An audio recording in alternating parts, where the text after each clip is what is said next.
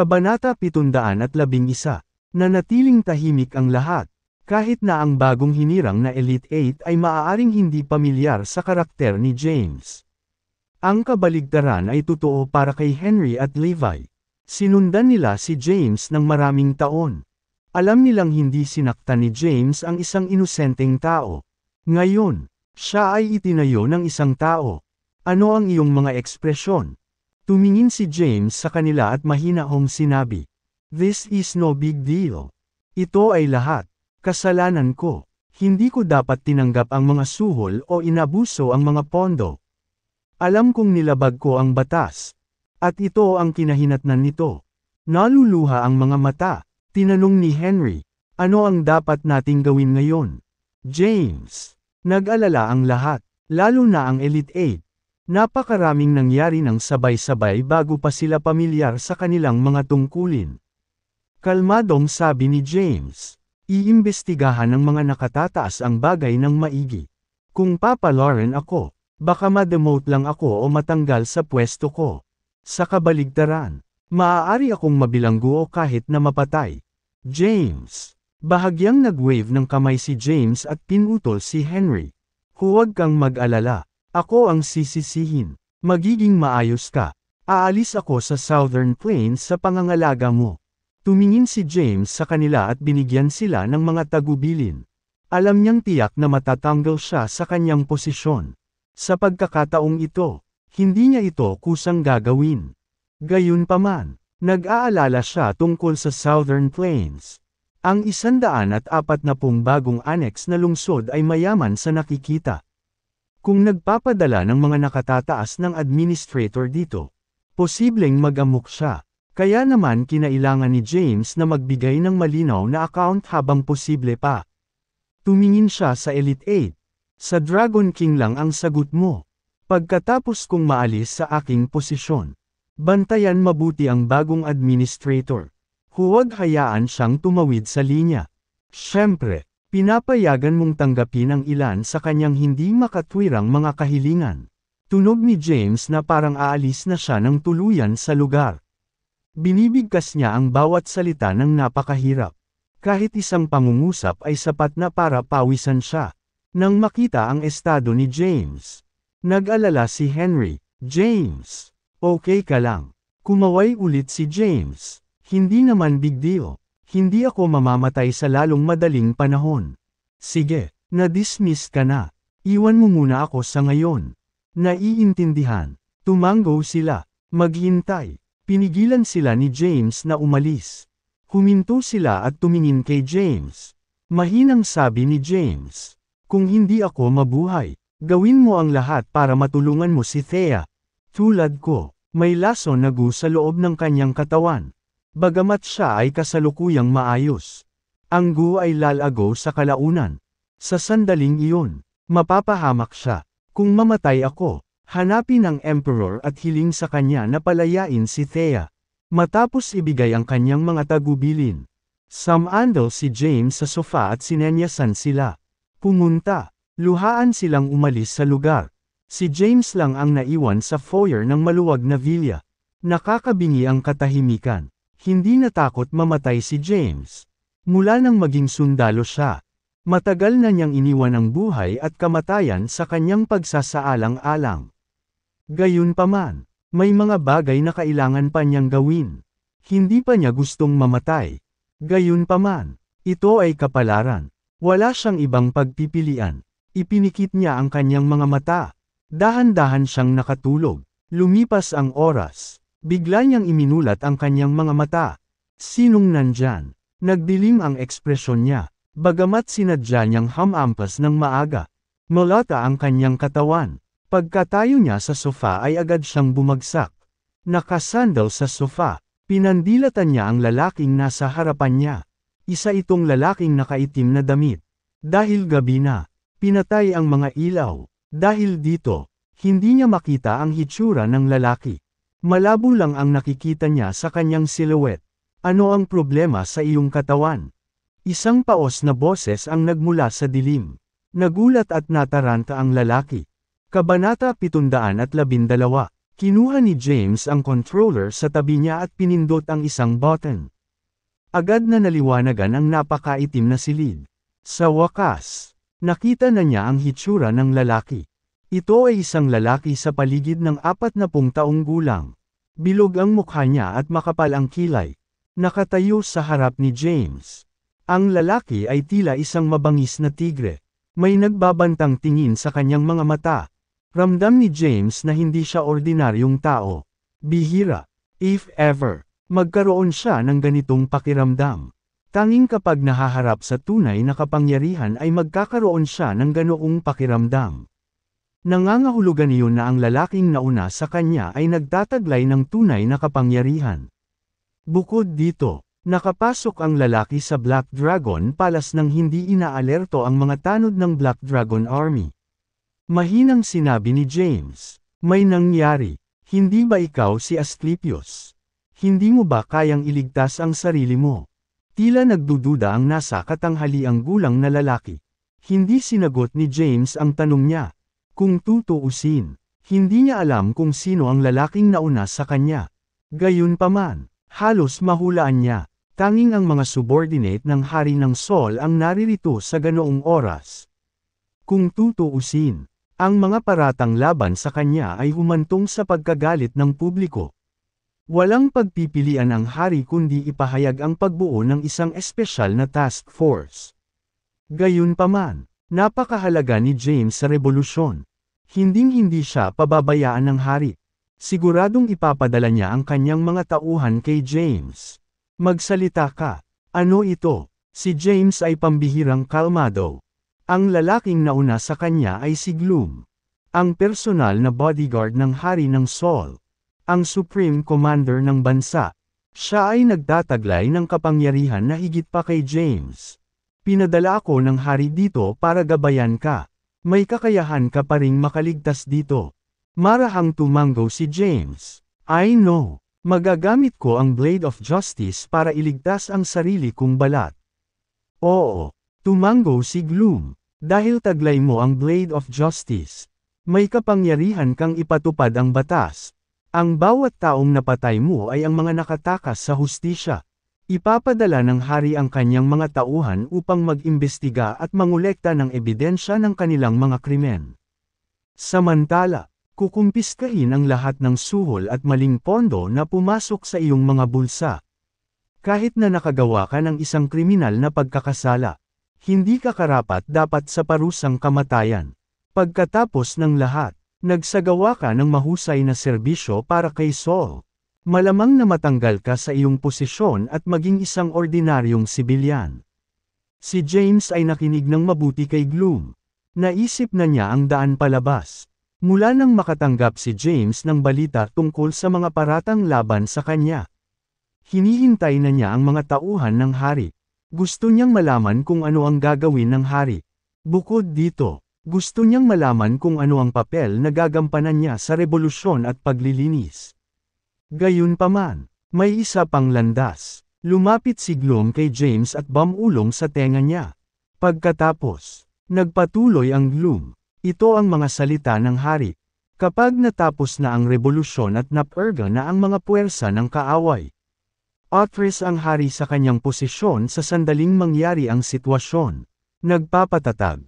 Pagkatapos humalili ang bagong hari, personal niyang patatawarin ang iyong mga krimen.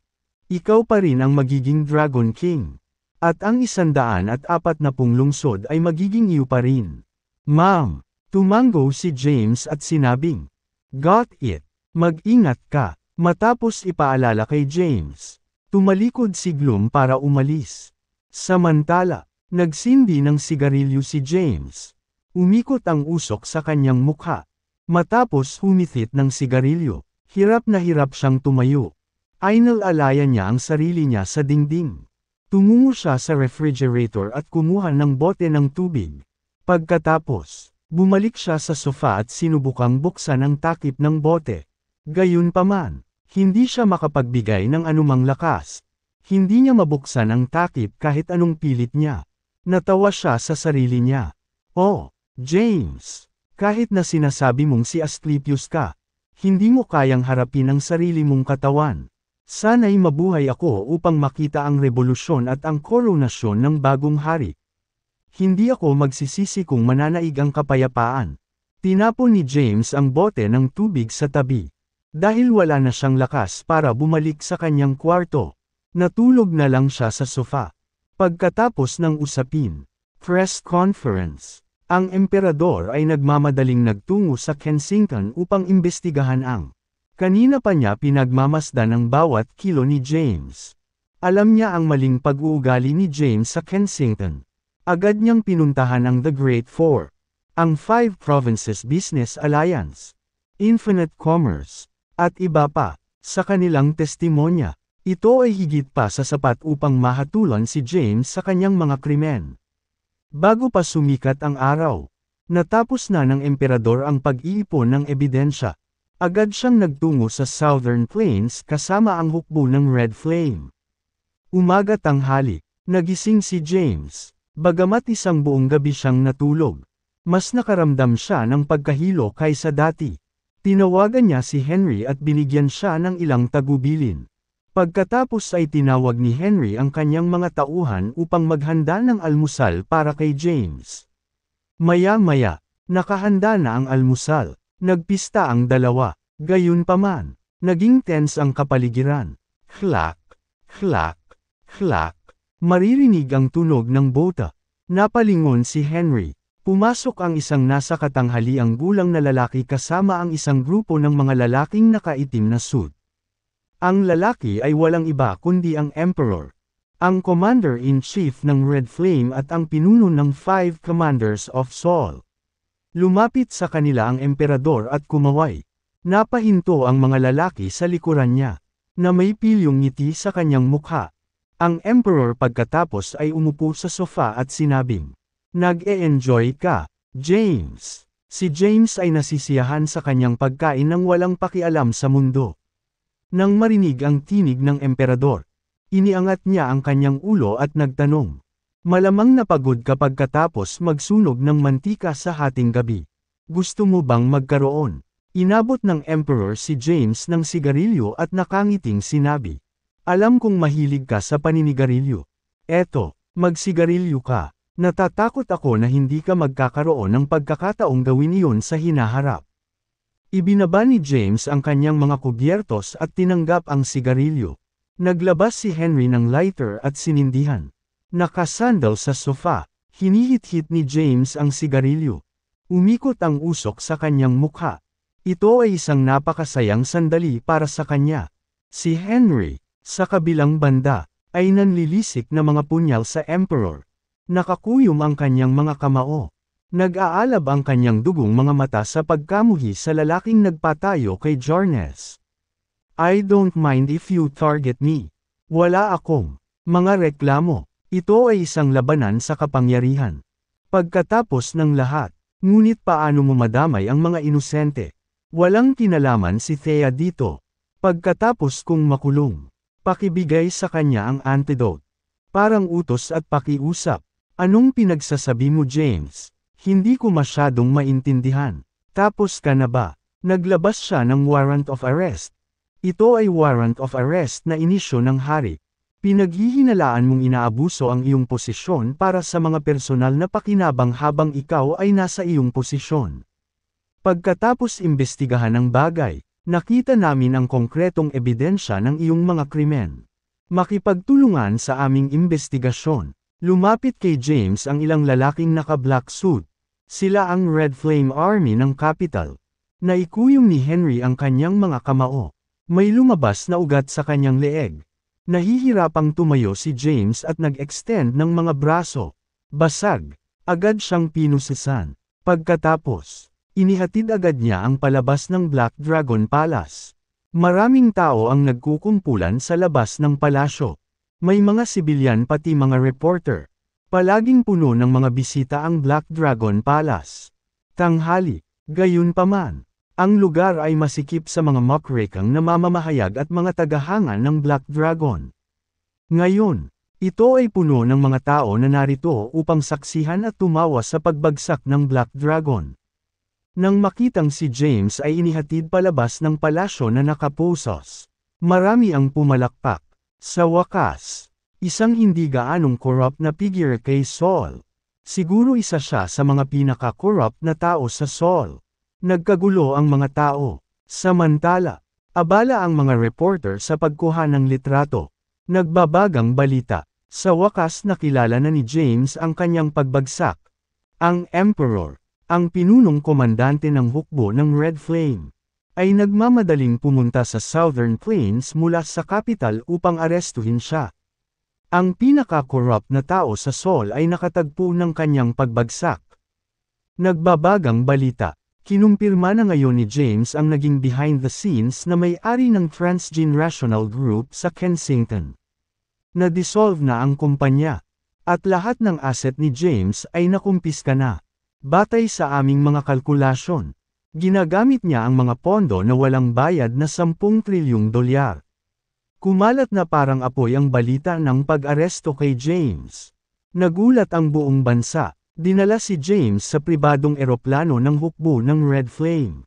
Sa eroplano, napasandal si James sa kanyang upuan. Hindi makapagbigay ng kahit isang onsa ng lakas. Panalo ka, hiyaw niya. Anong ibig mong sabihin, James? Bilang isa sa 5 Commander-in-Chief at ang Dragon King, dapat mong malaman ang higit na mabuti kaysa lumabag sa batas ng sinasadya. Bilang Commander-in-Chief ng Red Flame Army at pinuno ng 5 commanders, ang pag-aresto sa iyo ay gumaganap lamang sa aking tungkulin. Huwag mo akong sisihin para dito. Isang pilyong ngiti ang sumilay sa mukha ng emperador. Hayaan mo si Thea, ibigay mo sa kanya ang antidote. Siya ay inosente. Pagsusumamo ni James. Gayunpaman, ipinikit ni emperador ang kanyang mga mata at nagpahinga. Galit na galit si James. Matagal na niyang iniwan ang buhay at kamatayan sa kanyang pagsasaalang-alang. Ang tanging inaalala niya ay ang kaligtasan ni Thea.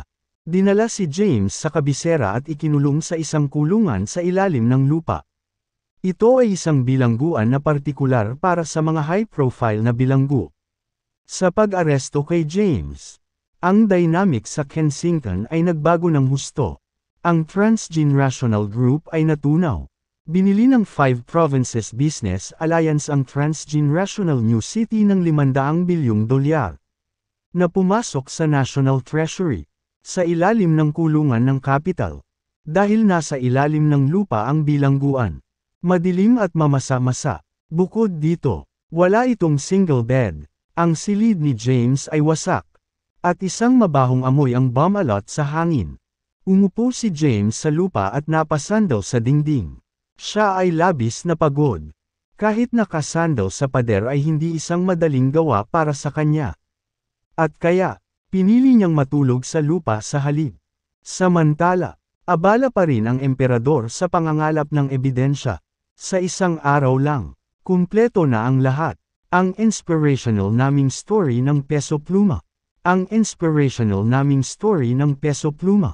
Noong gabing inaresto si James, nagsagawa ng isa pang press conference ang emperador. Kumpiyansa siyang nagsalita. Saul will never allow corruption to run rampant. Matapos matanggap ang mga paratang laban kay James, agad kaming nag-set up ng isang espesyal na task force para imbestigahan ang usapin. Sa isang araw lang, nakuha namin ang konkretong ebidensya ng kanyang mga krimen. Isasakdal siya sa isang bukas at pangkaraniwang paglilitis sa susunod na umaga. Ang lahat ng kanyang mga krimen ay dapat ibunyag sa publiko. Pumalakpak, pumalakpak, pumalakpak. Ang emperador ay nakatanggap ng isang buong palakpakan. Iyon lang para sa press conference. Matapos isagawa ang press conference, bumalik kaagad ang emperador sa kanyang mansyon. Nakasandal sa kanyang sofa. Nakasuot siya ng satisfied look. Ngayong natagpo na ni James ang kanyang pagbagsak, sa wakas ay magiging kalmado na siya. Kasabay nito, sa kulungan sa ilalim ng lupa, nagising si James dahil sa gutom. Habang ang gas sa loob ng kanyang katawan ay sumisipsip ng kanyang mga sustansya. Siya ay napakadaling napagod, ngayon na hindi siya kumakain sa isang araw. Ang pakiramdam ay hindi makakayanan. Tuloy-tuloy ang pag-ungol ng kanyang tiyan. Buong lakas siyang bumangon at sumandal sa dingding. Sa pagkakataong iyon, namumuo ang pawis sa kanyang noo. Someone, please give me something to eat. Sigaw niya. Gayunpaman, mahina ang boses niya. Isang lalaki ang nakatayo sa kulungan sa tabi mismo ni James. Sa pamamagitan ng bakal na pinto, mataman niyang pinagmamasdan si James. Hahaha, hindi ko inaasahan na makikita kita dito. Black Dragon. Gutom na gutom si James kaya umiikot ang ulo niya. Nang marinig ang boses, hindi niya namamalayan na napalingon siya. Bagaman madilim ang ilalim ng kulungan. Ang koridor ay madilim na iluminado. Nakita ni James na may nakatayong lalaki sa selda ng bilangguan sa tabi niya. Magulo ang buhok ng lalaki. At nakasuot ng basahan. Bagaman hindi makita ni James ang hitsura ng lalaki. Alam niyang kilala niya ang lalaki nang marinig ang boses nito. Sino ka? Mahina ang boses niya. Bakit hindi mo tingnan mabuti? Lumapit ang lalaking balbas kay James at inihayag ang mukha. Pinagmasdan ni James ang mukha ng lalaki. Pagkaraan ng ilang sandali, sa wakas ay nalaman na niya kung sino siya. Blake Davis. Ang lalaki ay walang iba kundi si Blake Davis. Ang nagtatag ng Dark Castle, na nahuli ni James kasama ng maraming iba pang mahusay na manlalaban. Tuluyan nang nakatatak sa isipan ni James ang pakikipaglaban niya kay Blake ilang taon na ang nakalipas. Tama iyan. Ako ito. Humagalpak ng tawa si Blake. Alam mo ba ang nakikita ko? James. Tanong ni James. Ano iyon? Para patayin ka. Ungol ni Blake. Natarante siya at sinugod si James. Gayunpaman, hindi siya makagalaw ng higit sa 1 pulgada kahit anong pilit niya. Noon lang napansin ni James na nakakadena ang mga paa ni Blake. Gayunpaman, walang humpay si Blake. Wala ako dito kung hindi dahil sayo. All these years, pinangarap kong patayin ka. Noong ulihin mo ako, medyo kilalang general ka pa. Ngayon, isa ka sa 5 commanders-in-chief at ang Dragon King. Ungol ni Blake. Malamig na sabi ni James. Hindi ko ini-expect na ganito pala ang kaalaman mo sa kulungan. Ito ay naging lamang. Ilang araw mula nang ako ay ginawang Dragon King. Paano mo nakuha ang impormasyon? Haha, umalangaw-ngaw sa buong kulungan ang tawa ni Blake. Hindi ko akalain na makikita ko ang makapangyarihang Dragon King na nakakulong sa ilalim ng kulungang ito. Ito ay dapat na gantimpala. Ramdam ni James ang pagkawala ng kanyang enerhiya pagkatapos magsalita ng ilang salita. Kaya naman, itinikom niya ang bibig niya at tumigil sa pag-entertain kay Blake. Ang pagiging nakakulong sa underground na bilangguan ay pinagkaita ni James na makakapagsabi ng oras. Hindi niya alam kung gaano na siya katagal dito. Ang alam niya lang ay nagugutom na siya. Umiling siya sa pagtatangkang manatiling gising. Klak, klak, klak. Sa sandaling iyon, naririnig ni James ang tunog ng bota. Lumapit sa kanyang selda ang isang lalaking nasa katanghaliang gulang na nakasuot ng pulang uniporme ng militar. Isang bola ng apoy ang inukit sa uniporme ng militar. Iyon ay ang Red Flame Robe. Nang makita ito, alam ni James na ito ang Emperor. Ang Commander-in-Chief ng Red Flame Army. Buksan mo. Utos ng Emperador. Hurry! Naka-unlock ang bakal na pinto. Pumasok ang Emperador sa selda ni James. Pagpasok sa selda, tinakpan niya ang kanyang ilong sa instinct. Ang baho ay hindi matiis. Pagtingin kay James na nakasandal sa pader ay natatawa siya sa sarap. Nandito ako para bisitahin ka. James, paano na ang mga bagay-bagay? Sinulyapan ni James ang Emperor at nagsalita sa mahinang boses. Salamat sa iyong pag-aalala. Maayos naman ang lagay ko. Sa ngayon, ngumiti ang Emperador, masa public trial ka bukas. Ang lahat ng iyong mga krimen ay ililista. Sabihin, sa tingin mo ba mamamatay ka? Tumingin si James sa Emperor at walang sinabi. Kahit galit na galit siya ay nanatili siyang composed. Kung tutuusin, ayaw niyang sayangin ang kanyang lakas. Nagpatuloy ang Emperador, malilaites ka sa susunod na oras. Dahil ang iyong posisyon ay napakataas. Kung isa sa alang-alang na ikaw ang Commander-in-Chief ng Southern Plains at ang Dragon King. Ang iyong paglilitis ay hahatulan ng natitirang 4 na Commander-in-Chief. Ang General Secretary, at ang punong tagapamahala. Nais mo bang mamatay o gugulin ang natitirang bahagi ng iyong buhay sa madilim at mamasa-masa na selda na ito? Huminga ng malalim si James at nagtanong. I have never crossed you or the big shots in the capital. Iniisip ko lang ang sarili kong negosyo sa Southern Plains. Bakit ang hilig mong tanggalin ako? Curious na malaman ni James. Ganoon ba? Malamig na ngumiti si Emperor at nagutos. Dalhan mo ako ng upuan. Maya-maya, nandito na ang upuan. Umupo ang emperador at nagsindi ng sigarilyo. Pagkatapos, tumingin siya kay James at nakangiting sinabi, It's precisely because you're the Commander-in-Chief of the Black Dragon Army. Alam mo ba kung paano ang iyong hinalinhan? Namatay 30 taon na ang nakalipas. Tinitigan ni James ang Emperor. Nagpatuloy ang Emperor. Iyon ay dahil ang Commander-in-Chief ng Black Dragon Army ay may kapangyarihang mag-veto sa panahon ng dakilang reforma 30 taon na ang nakararaan. Malapit na ang pambansang halalan. Kung nakakuha ng sinuman ng mas mataas na rating ng pag-aproba kaysa sa nakaraang hari, siya ang magiging bagong hari. Gayunpaman, kung pipiliin ng Black Dragon General na gamitin ang kanyang kapangyarihan sa pag-veto, hindi magagawa ng bagong hari na kunin ang kanyang posisyon. Nakuha lang ng kasalukuyang hari ang kanyang posisyon dahil namatay ang dating Black Dragon. Kalmadong tanong ni James, sinasabi mo ba na namatay ang dating Black Dragon sa isang power struggle? Maaari mong sabihin iyon, pero nag-resign ako sa pwesto ko. Hindi na ako ang Black Dragon o ang Commander-in-Chief ng Black Dragon Army. Bakit mo pa ako hinahabol? Tumingin si James kay Emperor. Alam niyang may hidden agenda ang Emperor.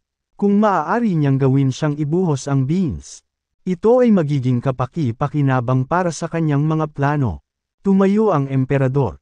Natatakot ako na walang silbi ang pagsasabi sa isang patay na tao. Pagkasabi niyon ay tumalikod na siya para umalis. Slam! Sinarado ang bakal na pinto. Nagdilim ang ekspresyon ni James. Alam niyang nakakatakot ang power struggle kay Saul. Gayunpaman, hindi niya inaasahan na magiging ganito kalaki. Dahil may kapangyarihan lang ang Commander-in-Chief ng Black Dragon Army. Namatay siya sa isang pagkana. Alam niya na ang kapangyarihan ng veto ay tumutukoy sa Blade of Justice. Iyon ay dahil ang may-ari ng Blade of Justice ay may karapatang gawin ito. Gayunpaman, ano ang ginagawa ng emperador? Nais ba niyang maging hari? Gayunpaman, mayroong isang hindi nakasulat na tuntunin na ang militar ay hindi pinapayagan na lumahok sa mga halalan. Anong balak niya? Malalim ang pagmumuni-muni ni James. James! Isang boses ang dumating. Napalingon si James sa gilid at nakita niya si Blake na nakatitig sa kanya. Tinanong niya sa mahinang boses. Mayroon ba? Mukha kang may sakit. May nangyari ba sa katawan mo? Baka ito ay isang gu. Tiningnan ni James si Blake sa mata. Napakaalam mo. Paano mo nalaman ito? Tama iyan. May gas sa loob ng katawan ko. May paraan ako para gamutin ka. Pero may kondisyon ako. Kung ipapangako mo sa akin, matutulungan kita sa iyong sakit. Hindi nagmamadali si Jarnes. Tanong niya, anong kondisyon? Sabihin mo sa akin. Alam ko na dapat mayroon kang isang uri ng backup na plano. Simple lang ang kondisyon ko.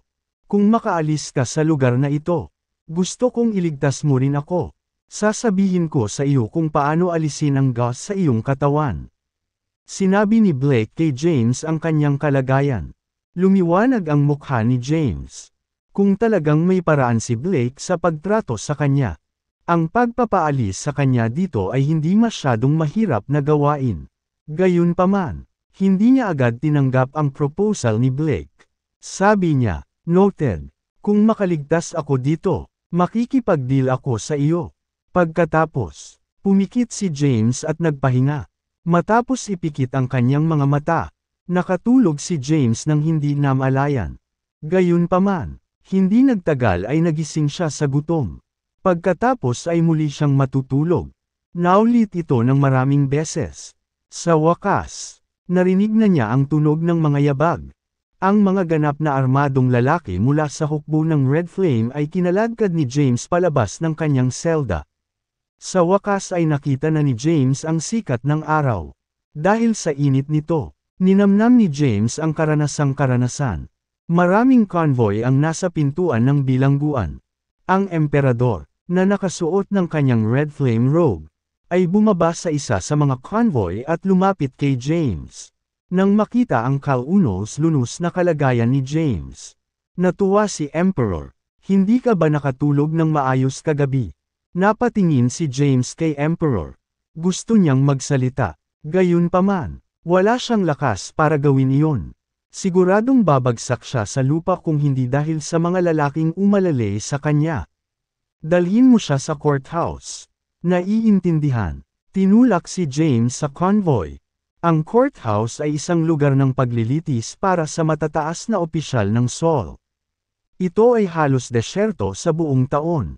Gayunpaman, kasalukuyang maraming tao sa labas ng courthouse. Dito nagtipon ang mga Seoulin mula sa iba't ibang panig ng bansa. Maging ang mga dayuhang mamamahayag ay naruroon. Marami ring pamilyar na figure ang naruroon. Nandoon lahat sina Thea, Quincy, Zara, Tiara, at Cynthia. Nandoon din ang kanilang nakilala kay James. Lumapit ang isang convoy sa courthouse. At lahat ng kamera ay nakadirekta sa paparating na sasakyan. Ladies and gentlemen, sa kasalukuyan ay alas 8 ng umaga. Ito ang courthouse sa capital. Nandito kami ngayon para saksihan ang paglilitis kay James. Ang Black Dragon, isa sa pinakamakapangyarihang tao sa bansa. Ang lahat ng mga istasyon ng TV ay nagbo-broadcast ng balita. Huminto ang convoy sa harap ng gate ng courthouse. Isang hanay ng ganap na armado na hukbo ng Red Flame ang mabilis na nag-alis ng landas para sa convoy. Bumukas ang pinto at kinaladkad si James palabas ng convoy. Hliek, hliek, hliek. Ang mga kamera ay kumukuha ng mga larawan ng walang tigil. Mapatla ang mukha ni Fames. At magulo ang buhok. Nasa isang sorry state siya. Sa sandaling iyon, siya ay ganap na hindi katulad ng maharlika at makapangyarihang Black Dragon. Nakakahiya. Ang tagapag-alaga ni Seoul ay nakagawa ng gayong mga krimen para sa kanyang pansariling pakinabang. Pambansang bayani may asterisk sa. Siya ang kahihiyan ni Seoul. Sinumpa siya ng mga tao. May mga dinuraan siya at naghagis pa ng mga bulok na itlog. Nataman si James sa buong katawan. Nang makita ito, sumilay ang ngiti sa mukha ng Emperor. Samantala, napaluhas si Thea. Gusto niyang pumunta kay James. Ngunit pinigilan siya ng Red Flame Army na nagme-maintain. Utos. Napalingon ang iba. Ayaw masaksihan ang ganoong eksena. Inabuso at ininsulto. Dinala si James sa courthouse. Sa bulwagan ng courthouse, unti-unting dumating ang maraming matataas na opisyal. Si Hendricks Hudson, ang kalihim general. Si Leroy Tucker, ang punong tagapagpaganap. Ang emperador, ang Blythe King, ang Centurion, at ang Barbarian King ay naruroon ang lahat. Mayroon ding ilang mid-rank na opisyal. Nagtipon ang mga reporter mula sa buong Seoul at sa buong mundo. Kinaladkad si James sa mesa ng akusado. Umayos siya ng upo. Nakasandaw sa upuan. Malapit nang pumikit ang mga mata niya. Tumayo ang pangkalahatang kalihim at binasa ng malakas. Ngayon, James, lilitisin ang Black Dragon sa korte. Ililista ang lahat ng krimeng ginawa niya. Matatanggap niya ang parusang nararapat sa kanya. At the same time, this should serve as a reminder for all public servants that your duty is to serve the people. Not to abuse your position for your personal gain. Kabanata 718. Magsisimula na ang pagsubok. Sa pamamagitan nito, nagsimula ang pinakahihintay na pagsubok. Tahimik ang malawak na courthouse. Nakatuon ang tingin ng lahat kay James. Ang ilan ay naawa sa kanya. Bagaman karamihan ay walang pakialam. Si pwede ba akong makain? Iminulat ni James ang kanyang mga mata ng hirap na hirap. Bumulaga sa kanya ang nakakasilaw na mga ilaw. Bagaman mahina ang boses niya, umalangaw-ngaw ito sa buong tahimik na courthouse. Nang makita ito, marami ang naiyak, lalo na si Quincy. Alam niyang buong pusong nagsilbi si James sa mga tao. Bagamat nagbitiw na siya, pinili niyang bumalik sa larangan ng digmaan nang walang kaunting pag-aalinlangan. Sa huli, gayunpaman, ito ay kung paano siya tinatrato. Tumayo siya at naiiyak na naipahayag ang kanyang kawalang kasiyahan. Bagaman may kasalanan si James, wala kang karapatang pahirapan siya sa ilalim ng batas ni Solin. Ganito ba ang pakikitungo mo sa isang tao na nagsagawa ng mahusay na paglilingkod para sa bansa? Lumakas ang boses ni Quincy. Tumayo ang emperador at nagmamadaling nagpaliwanag. Humihingi ako ng paumanhin sa pagpapabiye sa kalagayan ng ating bilanggo. Sa sobrang abala namin sa pagkolekta ng ebidensya ay nakalimutan namin siyang pakainin. Huwag kang mag-alala. Aayusin ko ang mga tauhan ko na maghanda ng pagkain para sa kanya. Magsisimula lamang ang pagsubok pagkatapos niyang kumain. Pagkatapos humingi ng tawad, inutusan ng emperador ang kanyang mga tauhan na maghanda ng pagkain. Nilingan ni James ang jury box. Kilala niya ang ilan sa mga hurado. May gusto siyang sabihin pero pinili niyang manahimik. Nakasandal siya sa upuan. Hinintay niyang dumating ang kanyang pagkain. Hindi nagtagal ay inihain na ang kanyang pagkain. Nagkaroon ito ng masaganang bahagi. Sa ilalim ng mapagbantay na tingin ng bansa, natapos niya ang kanyang pagkain. Ramdam ni James na nabawi niya ang kaunting lakas niya. Bagaman mahina pa siya, hindi na ganoon kahirap na gawain ang pagsasalita. Simulan na natin ang pagsubok. Tumayo si Leroy dala ang materyal na inihanda niya. Sinimulan niyang ikwento ang mga krimen na ginawa ni James at inabot siya ng 10 minuto. Sumunod ay ang mga saksi. Ang una ay isang savior. Isa sa grade 4 nanograms Kensington. Hi, Dobby Xavier ang pangalan ko. Miyembro ako ng pamilya Xavier sa Kensington. Nandito ako ngayon para ilantad ang masasamang gawa ni James. Pinatay niya ang pamilya ko. Bata pa si Dobby. Tumingin siya sa halos 15 taong gulang. Nagsimula siyang magkwento kung paano pinatay ni James ang kanyang mga miyembro ng pamilya at pinalaki ang kanilang bahagi ng kanyang kwento upang paggandahin ang mga bagay-bagay. Ang kanyang mga salita ay nagpapagalit sa karamihan. Patayin siya. Dapat siyang patayin. Order! Order! Natahimik ang karamihan. Ngumuso si Dobby. Namatay lahat sa kamay niya ang lolo ko, tatay ko, at mga tiyuhin ko. Naiiyak na tinuro niya si James. Lahat ng dahil sa kanya kaya nagkawatak-watak ang pamilya ko.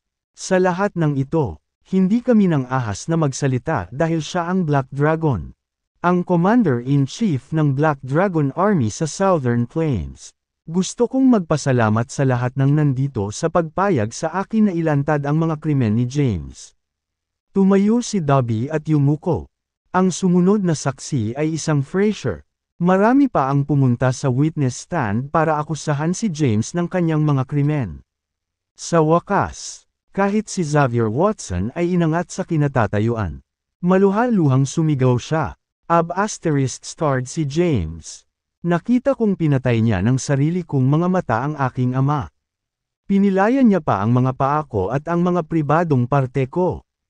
Naluluha si Xavier. Sa sandaling iyon, ang mga tao ay galit na galit. How dare siya gumawa ng ganoong kahindik-hindik na bagay? Patayin siya. Ano ang punto ng pagsubok na ito? Patayin mo na lang siya. Matapos magbigay ng patuto ang mga saksi, tinanong ng emperador, James, umamin ka ba na nagkasala? Nang marinig ito, napalingon ang lahat kay James. Nakatutok lahat ng kamera kay James. Siya ay marumi at hindi nahugasan ang lahat. I do, sabi ni James sa mahinang boses. Bagamat nagmalabis ang mga saksi, hindi maikakailang pinatay niya ang mga ito. Mabuti, tumayo si Emperor at sumigaw. Dahil umamin ka sa kasalanan. Ano sa palagay mo ang magiging parusa sa iyo alinsunod sa batas ng kriminal? Pagpapatupad, tiningnan ni James ang Emperor sa mata. Walang takot ang kanyang mga mata. Bagamat siya ay nanghihina, ang kanyang titig ay nagbabanta gaya ng dati. Ang emperador ay discomposed. Pakiramdam niya ay tinutumbok siya ng mabangis na hayop. Hindi niya namamalayan na napaatras siya ng ilang hakbang. Gayunpaman, kaagad niyang isinuot ang kanyang harapan. Nawala ang gulat na nakasulat sa mukha niya. Inis kanya ang kanyang paligid. Inihayag niya, dapat patayin si James para sa kanyang mga krimen alinsunod sa batas. Mga miyembro ng hurado, mangyaring pag-usapan ang inyong sarili. Pagkarinig nito, nagpalitan sila ng kanilang mga opinyon sa pag-ulong. Sa labas ng courthouse, huminto ang isang convoy sa harap ng gate ng courthouse. Bumukas ang pinto, at lumabas ang isang general na nakasuot ng itim na damit na may 1-star badge sa kanyang balikat. Sa paligid ng 30 taong gulang, ang kanyang balat ay tan, at ang kanyang ekspresyon ay mabangis. Nasa kanyang mga kamay ang Blade of Justice. Ito ay isang tibak na ipinasa libo-libong taon na ang nakalilipas. Mula noong unang panahon, ito ay pinakamataas sa pinakamataas na posisyon ng Estado. Binigyan nito ang may hawak ng karapatang pumatay ng mga malupit na hari at mga taksil na courtier. Ang espada ay napanatili sa pagkakatatag ni Saul. Mula noon, hawak ito ng Commander-in-Chief ng Black Dragon Army. Tumigil ka. Agad na pinigilan si Henry ng hukbo ng Red Flame. Nakataas ang Blade of Justice. Sumigaw si Henry, ito ang Blade of Justice ni Saul. Sino ang maglakas loob na hamarang sa aking daan? Ang Blade of Justice. Nang marinig ito, naibabaw ang takot sa kanilang mga mukha. Ilipat, nakatitig sa hukbo ng Red Flame na nakatayo sa kanyang daan. Sumigaw si Henry, ngayon, ang Blade of Justice ay gagamitin para alisin si Saul sa mga taksil nitong sakop. Nagkatinginan ng hukbo ng Red Flame. Pagkatapos, pinayagan nilang makadaan si Henry. Pumasok si Henry sa courthouse. Ang mga hukom ay nasa isang lighted na talakayan. Sa huli, nakarating sila sa isang hatol. Tumayo si emperador at humarap sa mga mamamahayag. Pagkatapos ng talakayan, natukoy ng mga hukom na si James ay papatayin para sa kanyang mga krimen. Ang kanyang execution ay, teka, isang boses ang dumating. Napalingon ang lahat. Pumasok ang isang 1-star general na may hawak na espada. Si Henry iyon. Tumayo si Henry sa harap ng mga tao at humarap sa mga kamera. Ito ang Blade of Justice. Kinakatawan nito ang pinakamataas na awtoridad ng batas at palaging hawak ng Commander-in-Chief ng hukbong Black Dragon. Sa pamamagitan ng espadang ito, nilinis ni James si Saul sa mga taksil na sakop nito. Nang marinig ito, natigilan ang mga tao. Kahit na narinig nila ang mga alingaw tungkol sa espada, hindi pa nila nakita ang tunay na bagay. Totoo ba yan? Talaga bang may espada sa Saul na higit sa batas? Nakasuot siya ng itim na damit. General siya ng Southern Plains. Ano ang sinusubukan niyang gawin sa pamamagitan ng pagpapakita kasama ang Blade of Justice sa paglilitis ni James? Sinusubukan ba niyang paalang-sala si James gamit ang espada? Naging mainit ang usapan ng mga tao. Samantala, umupo si James sa kinatatayuan ng nasasakdal at ngumiti. Nang makita ang Blade of Justice, nagdilim ang mukha ng emperador. Sa maingat na tingin ng mga tao, inihayag ni Henry, bagaman ang Saul ay isang bansang may ilalim ng batas, marami ang nakakatakas sa hustisya sa pamamagitan ng paghahanap ng mga butas. Ang Blade of Justice ay nagsisilbing pumatay sa masasamang kriminal na ito at ibigay sa kanila ang nararapat sa kanila. Ni Henry nang may malaking pagtitiwala. Ang Black Dragon, Commander-in-Chief ng Black Dragon Army, ay itinaguyod ang batas ni Solin sa pamamagitan ng pagpapatupad ng lahat ng nakatakas sa hustisya. Ang mga dating pinuno ng Great 4 Nanograms Kensington ay pinatay dahil sa isang massacre 10 taon na ang nakararaan. 10 taon na ang nakalilipas. Ang mga Caden, ang pinakamakapangyarihan at maimpluwensyang pamilya sa Kensington, ay sinunog ng buhay. Ang mga utak ng apoy na ito ay mula sa Great 4. Hindi hinayaan ng Black Dragon na makatakas ang isang taong nagkasala, at hindi siya pumatay ng isang inosenteng lalaki, babae, o bata. Inihayag ni Henry ang ilan sa mga lihim. Nagkagulo ang mga tao. Totoo ba yun? Imposible. Siguradong inabuso ni James ang Blade of Justice para patayin ang inosente. Hindi natin siya mapapaalis ng ganoon kadali. Si Hendricks, ang Secretary General, ay nagtanong. Black Shadow General, hindi namin basta-basta kunin ang iyong salita para dito. May ebidensya ka ba? Oo. Tumango si Henry. Ang ebidensya. Pakiusap. Inutusan ni James si Henry na tawagan si Jay ng maaga. Sa pamamagitan ng Underground Intelligence Network ni Jay. Nakuha ni Henry ang ebidensya at marami siyang nakita mula sa underworld ng Kensington. Sila ay naruroon sa sementeryo ng mga Kayden noong araw na iyon. Nakita nila ng kanilang mga mata kung paano pinatay ni James ang mga nasa likod ng pagkawasak ng mga Kayden 10 taon na ang nakararaan gamit ang Blade of Justice. Maaari akong magpatotoo na pinatay ni James ang maraming tao gamit ang Blade of Justice noong araw na iyon. Lahat sila ay nasa likod ng pagkawasak ng mga Kayden 10 taon na ang nakararaan. Inamin nila ang kanilang mga krimen bago sila mamatay. Isa sa aking mga tauhan ang nagtala ng sandaling inamin nila ang kanilang mga krimen. Iniharap ang ebidensya. Ang mga paratang laban kay James para sa pagpatay sa mga inosente ay pinabulaanan. Nang makita ito, muling nagkagulo ang mga tao sa isang mainit na talakayan. Gayunpaman, may naglabas ng mga paratang na tumanggap si James ng mga suhol at inabuso ang mga reparasyon sa digmaan. Hindi nagbigay ng dahilan si James para dito. Kung tutuusin, totoo nga ang mga paratang. Sumigaw si Henry, nakipaglaban siya para kay Saul at nagsagawa ng mga pangunahing serbisyo sa bansa. Kahit na tumanggap siya ng suhol, sa tingin ko ay dapat siyang maabsuelto. 1/3. Pagpapatuloy niya, sabi nila, total $10 trillion ang na-misappropriate niya. Alam mo ba na nahuli niya ang Commander-in-Chief ng kaaway sa kabila ng pagtugis ng 28 nation martial art gurus at ang 100,000 malakas na puwersa ng kaaway sa Mount Thunder. Ang hukbo ng Black Dragon ay tumawid sa larangan ng digmaan at nilipol ang 28 alyansa ng bansa. Alinsunod dalawa sa internasyonal na batas. Ang 8 bansa ay dapat magbayad ng pantubos para sa mga bilanggo ng digmaan. Gayunpaman, hiniling ni James na magbayad sila ng 1 beses sa halaga. Bakit? Dahil sa milyon malakas na hukbo ng Black Dragon. Ang ibinayad na pantubos ay pantay na hinati sa hukbo. Ang hukbo ng Black Dragon ay nagbabantay sa southern border ng Saul. Pwede tayong patayin anytime. Ito ba ay isang maling bagay na gawin upang ipamahagi ang ilan sa mga reparasyon sa digmaan sa atin? May mga pamilya din kami, pero sa kakarampot na sahod na natatanggap natin, hindi natin sila mapakain, kahit na lumalaban tayo sa mga kaaway sa larangan ng digmaan. Ang ating mga pamilya ay napapabayaan. May naisip na ba sa inyo ang tungkol dito? Bakit itinatag ni James ang transgenerational group? Inaasahan niya ang kapayapaan sa hangganan. Umaasa siyang mamuhay ng komportable ang lahat. Tulad ng alam mo, nagpakasal si James sa mga kalahan pagdating sa Kensington.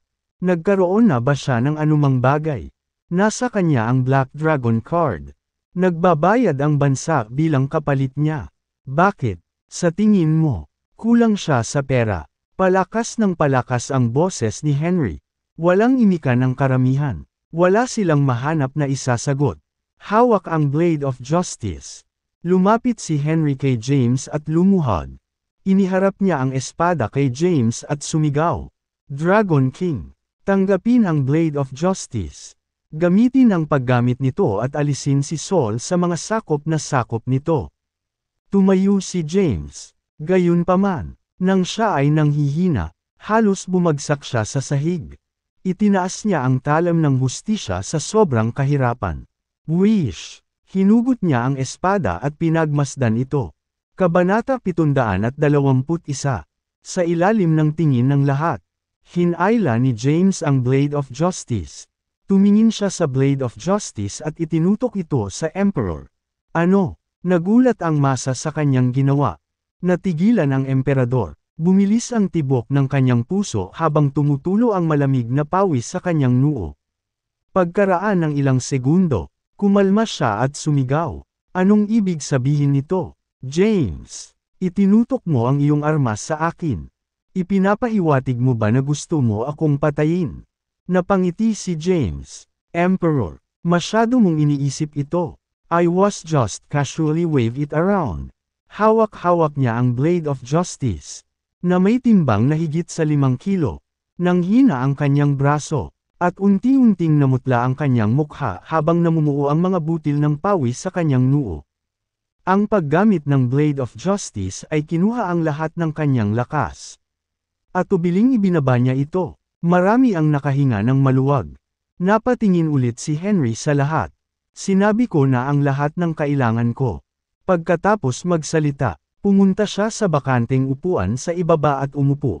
Nagsimulang magdebate ang mga hurado sa matataas na pwesto. Ano ang dapat nating gawin tungkol dito? Ang Black Dragon ay may Blade of Justice at may awtoridad na ipatupad ang batas para patayin ang sinumang umiiwas sa legal na parusa. Tinanggap niya ang pera para sa kapakanan ng mga tao. Bagaman siya ay nagkasala, ito ay hindi isang hindi mapapatawad na krimen. Nang marinig ang talakayan, nabalisa ang emperador. Nagmamadali niyang kinukumbinsi. Si James ay nakagawa ng hindi mabilang na mga krimen at hindi dapat bigyan ng impunity. Maling sabihin na nakikiramay siya sa mga taga-Saul. Dapat panindigan ng isang bansa ang mga batas at patakaran nito. Ang pagtanggap ng mga suhol at maling paggamit ng mga pondo sa ilalim ng pagkukunwari na siya ay naglilingkod sa bayan ay hindi mapapatawad. Ang Blythe King ay tumingin sa Emperor at nagtanong, kung gayon, ano sa palagay mo ang dapat niyang hatol? Iminumungkahi ko na siya ay ma-dismiss. May baba sa isang sibilyan, at para sa kanya na ibalik ang Blade of Justice sa amin. Sabi ng emperador, oo ay samasang-ayon. Samasang-ayon ako na ang mga pagpatay kay James ay makatwiran. Gayunpaman, isang krimen para sa kanya ang tumanggap ng mga suhol at maling paggamit ng mga pondo. Bilang isang commander ng hukbo, hindi niya dapat tinanggap ang pera. Dapat ay naiulat niya ito sa estado kung alam niyang nagkakaproblema ang masa upang ang mga departamento ng pananalapi ay makapaglaan ng pondo para suportahan siya. Maraming tao ang nagpahayag ng kanilang pagsang-ayon sa panukala ng emperador. Tinalakay ng mga hukom ang mga resulta sa loob ng kalahating oras. Sa huli, ang emperor ay tumayo at inihayag. Si James ay may hawak ng Blade of Justice at ang awtoridad na ipatupad ang batas. Gayunpaman, ang pagtanggap ng mga suhol at maling paggamit ng mga pondo sa panahon niya. Ang panunungkulan ay lumalabag sa batas. Hindi dapat tiisin ni Saul ang mga ganoong aksyon. Kaya, siya ay ibababa sa isang sibilyan. At ang Blade of Justice at ang kanyang Black Dragon card ay kukumpiskahin. Pagkatapos ng anunsyo, tumingin ang emperador kay James at nagtanong, mayroon ka bang maraming beses? James, maaari kang maghain ng apela kung hindi ka nasisiyahan sa pangungusap. Personal kang susubukan ng hari ng Saul. Tumango si James at mahinang sinabi, tinatanggap ko ang pangungusap. Sige, ibalik ang Blade of Justice sa pangunahing bulwagan ng courthouse. Tumayo si James dala ang Blade of Justice at dahan-daang naglakad papunta sa main hall ng courthouse na may hindi mabilang na mga kamera na nakatutok sa kanya. May isang lugar para sa espada sa harap ng pangunahing bulwagan. Nang ang Black Dragon Army ay kulang sa isang commander. Ang Blade of Justice ay walang master at palaging pinangalagaan dito. Lumapit si James sa lugar. Lumingon. At tumingin sa mga tao sa likod niya. Huminto ang kanyang tingin kay Emperor. At ngumiti siya. Balang araw, babalik ako dito para kunin ang Blade of Justice at kitilin ang buhay ng mga karapat-dapat mamatay. Nang marinig ito, bumili ng tibok ng puso ng emperador. Nanatili siyang mahinahon at naisip niya. Natatakot ako na hindi ka magkakaroon ng pagkakataon. Ibinaba ni James ang Blade of Justice. Then, tumingin siya sa hindi mabilang na mga hurado at nagtanong, "Maaari ba akong pumunta ngayon?" "Oo," sagot ni Blythe King. Itinaas ni James ang kanyang mga paa at nagsimulang umalis sa hakbang-hakbang. Maraming kamera ang nakunan ng eksenang ito. Bahagyang nakayuko ang likod ni James. At wala na siyang isang Diyos ng digmaan. Sa halip, mukha siyang matandang nasa bingit ng kamatayan. Naglakad siya palabas ng courthouse. Maraming tao ang nagkukumpulan sa labas. Ang mga taong ito ay upang saksihan ang hatol ni James. Ngunit walang sino man ang nag-iisip na ito ay darating sa ganitong resulta. Nang makita ang pagod sa mukha ni James, tumahimik ang lahat. Ang tingin nila sa kanya noon ay isang mapanganib na tigre at isang banta sa lipunan. Walang inaasahan na siya ay isang pambansang bayani na nakiramay sa mga mahihirap at nag-alay ng kanyang buhay sa pagprotekta sa bayan. Ang isang taong katulad niya ay nauwi sa ganoong kahabag-habag na kapalaran. Libo-libong tao ang nagtipon sa labas ng courthouse. Lahat sila ay ibinaba ang kanilang mga ulo sa katahimikan. Maraming babae ang lihim na umiiyak para sa kanya. "James!" Isang boses ang nagmula sa likuran niya. Lumingon si James at nakita niyang hinahabol siya ni Henry. Lumapit sa kanya si Henry at tinanong, "Saan ka pupunta, James?" Mahinang itinaas ni James ang kanyang kamay at tinapik ang balikat ni Henry. Na nagsasabing, "I appreciate you. Hindi mo na kailangang mag-alala tungkol sa aking mga gawain. Bumalik sa Southern Plains. Kailangang mayroong naruroon upang pamahalaan ang 150 lungsod. Huwag hayaang magulo ang Southern Plains. Pero, ikaw," kumaway ng kamay ni James at pinutol si Henry. "Huwag kang mag-alala. Ayos lang ako. Sasamantalahin ko ang pagkakataong ito para makapagpahinga ng mabuti. Pagod na ako." "Hindi ka pani-paniwalang pagod," paninigurado ni James at tumalikod na para umalis. Ang mga tao sa pasukan ay matinong umatras upang gumawa ng landas para sa kanya. Naglakad siya sa landas na ginawa ng karamihan para sa kanya. Napakahaba ng pakiramdam nito, at masasabi ni James na magtatagal siya sa paglalakad sa masikip na landas na ito. Ibalik mo ang posisyon ni James. Kailangan ni Saul ang ating bayani. Isang boses ang lumabas mula sa karamihan. Sumunod din ang iba at sabay na sumigaw. Palakas ng palakas ang pag-awit. Naramdaman ni James ang pag-iingay sa kanyang mga tainga at nadismaya. Binilisan niya ang kanyang lakad. Gustong makaalis sa landas na ito na napapaligiran ng mga tao sa lalong madaling panahon. Gayunpaman, nalasan si Jarnes, at ang mahabang paglalakad ay naubos ang lahat ng kanyang lakas. Hindi na siya makalakad pa.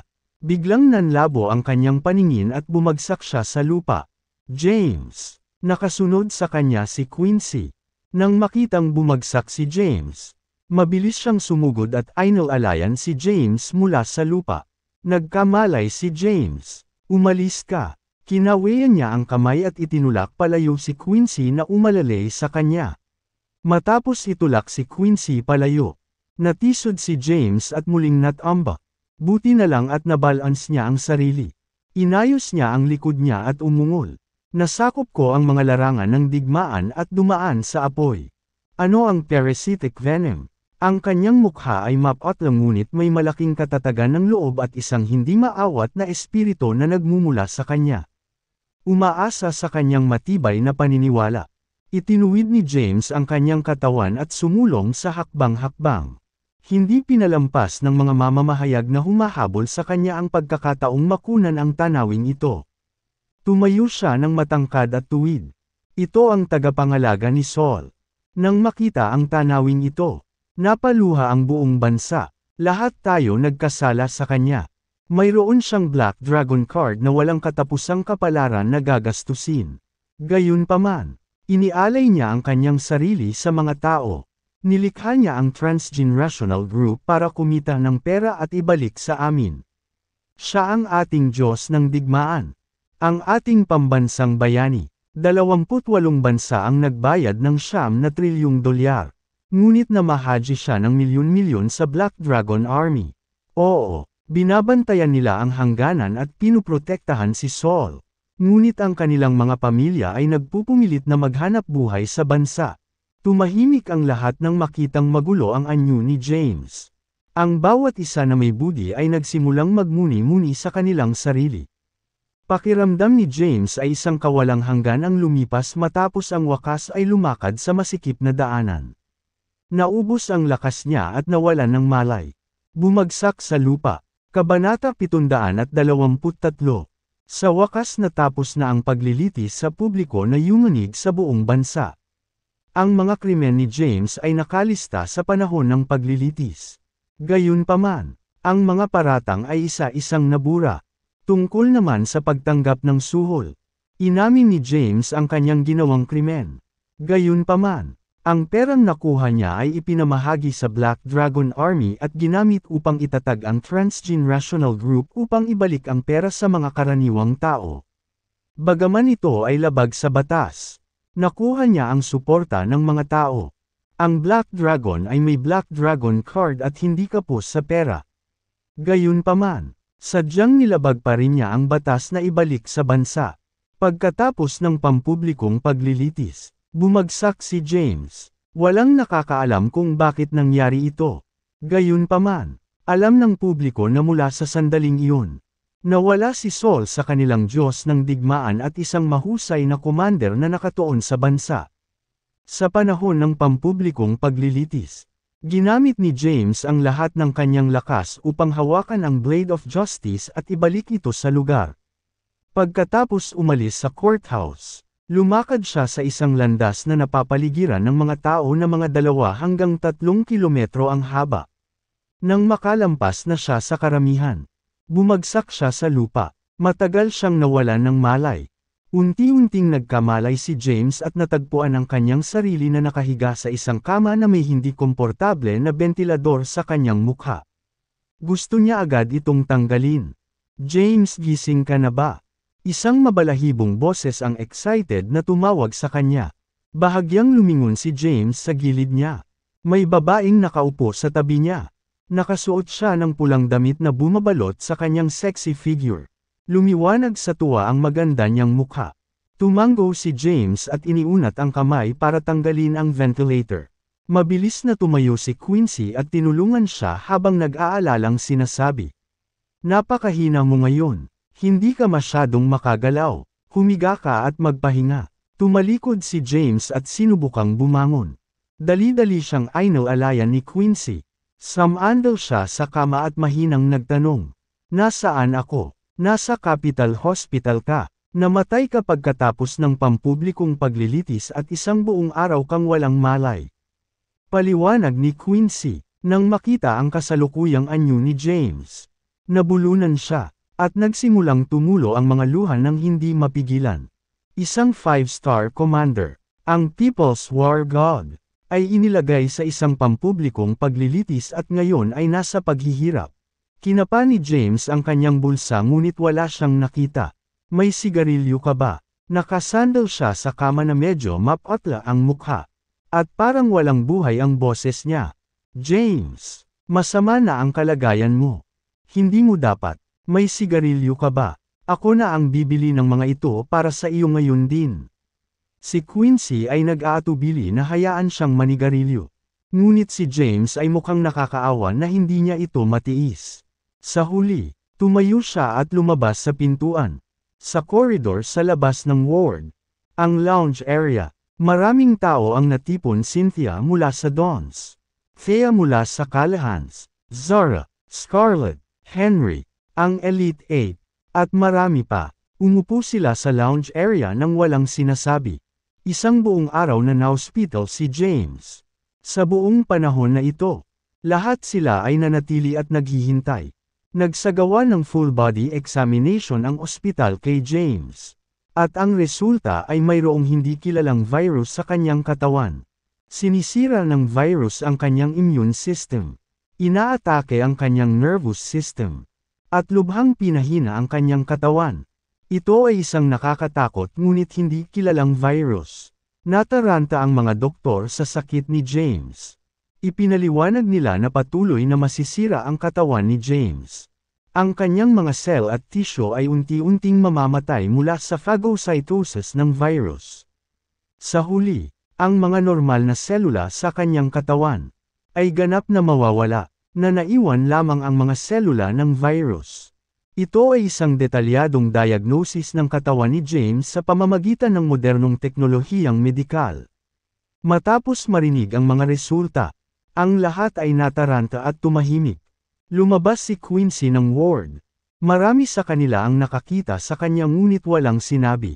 Gayunpaman, agad na tumayo si Thea at naglakad papunta sa ward nang makita si Quincy. Nauwi sa ganito si James dahil sa kanya. Hinding-hindi siya mapupunta sa ganitong estado kung hindi dahil nahuli siya ng kalaban at ginamit na pawn para pagbabantaan siya. Pumasok siya sa ward at nakita ang nagising na si James. Lumapit ito sa kanya at tumayo sa harap ng hospital bed. Nangingilid ang luha sa mga mata niya habang nakatingin sa kanya. With an apologetic and guilty expression, she said, "I'm sorry. Patawarin mo ako. Kasalanan ko ang lahat ng ito." Buong lakas na inangat ni James ang ulo niya at tumingin kay Thea. Kabanata 724. Marahang umiling si James. Wala siyang sinisisi. Kahit wala si Thea, nakahanap na sana ng ibang paraan ang Emperor para harapin siya. Kung hindi siya, ibang tao na. By the way, okay ka lang ba? Mas maganda na ba ang pakiramdam mo? Umiling si Thea. Wala akong nararamdamang anumang kakulangan sa ginhawa at dapat ay ayos lang sa ngayon. Nang marinig ito, gumaan ang pakiramdam ni James. Ang gus sa katawan ni Thea ay hindi kasing halaga ng kanya. At hindi siya nasa panganib kaagad. Ako ay humihingi ng paumanhin. Pasensya na talaga, Dotwa. Nawalan ng masabi si Thea at tanging paghingi na lang ng tawad sa harap ni James. Ayos lang. Ito ay hindi isang malaking bagay. Hindi pa ba ako okay? Gutom na ako. May makakain ka ba? May kukunin ako para sa iyo. Hindi alam ni Thea kung ano ang magagawa niya para kay James. Nang marinig niyang nagugutom siya, dali-dali siyang lumabas ng ward para kumuha ng pagkain. Pagkaalis ni Thea, bumalik sa katahimikan ng ward. Sumandal si James sa kama. Mahina niyang itinaas ang kanyang kamay at minasahe ang kanyang mga templo. Marami siyang susunod na gagawin. Gayunpaman, ang pinakamahalagang bagay ay maalis muna ang parasitic venom sa kanyang katawan. Siya ay may limitadong pangunawa kay Gu. Ito ay walang silbi nang sinubukan niyang gumamit ng mga medikal na pamamaraan upang pilitin na lumabas ang kamandag. Biglang may naisip siyang tao. Si Blake Davis. Ang nagtatag ng Dark Castle ang nasa katanghaliang gulang na lalaking nakakulong sa pinakamalalim na bahagi ng underground na bilangguan. Natukoy niya ang parasitic venom sa kanyang katawan sa isang sulyap. Ibig sabihin, pamilyar si Blake kay Gu at alam kung paano ay detoxify ang lason nito. Gayunpaman, napakalakas ni Blake. Ilang taon na ang nakalilipas. Nagpadala si Saul ng daan-daang elite upang hulihin siya ngunit dumaan pa rin ng malaking casualty. Magiging kapahamakan kung hindi siya mapigil pagkatapos na mas knockout. Gayunpaman, may tiwala si James sa kanyang sarili. Hanggat maalis niya ang kamandag at mabawi ang kanyang lakas, may kumpiyansa siyang talunin si Blake. Si James ay nalilibang sa kanyang iniisip. James, ang mga sigarilyo mo. Boses ni Quincy. Bumalik sa katinuan si James. Isang sigarilyo ang inabot sa kanya at inabot niya iyon. Naglabas ng lighter si Quincy. Saka sinindihan ang sigarilyo para sa kanya. Hinayla niya ang sigarilyo, at bumakas ang kasiyahan sa kanyang maputlang mukha. Sunod-sunod na pumasok ang mga tao sa labas sina Zara, Scarlett, Henry, Whitney, at ang Elite 8. Tumayo sila sa harap ng ward bed at pinanood si James na nakasandal habang tinatamasa ang kanyang sigarilyo. Pagkatapos manigarilyo, tumingin si James sa lahat at pinagsasabihan. Ano bang nangyayari sa inyo? Bakit lahat kayo nakatingin sa akin ng ganyang mga ekspresyon? Hindi pa ako patay. Henry, magmadaling bumalik sa Southern Plains para kontrolin ang sitwasyon doon. Nag-aalangan na sinabi ni Henry.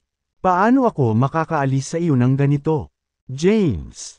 Ikinaway ni James ang kanyang mga kamay at sinabing, ayos lang ako, hindi ako mamamatay sa lalong madaling panahon.